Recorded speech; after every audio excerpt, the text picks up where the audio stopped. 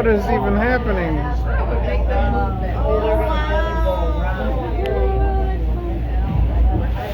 This is a spot that the jumpers refer to as the mini run, which should give you a clue about something that's coming later on today. A little ways back, I went past that pier at a real steep angle. I'm doing that because there's an old crib on the lake bottom that I can't run the back of the boat over.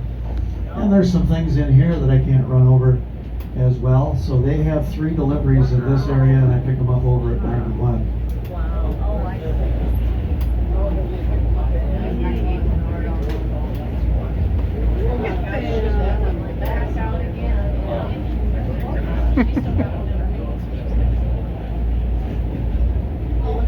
Oh, look at that little wood boat. I like that one.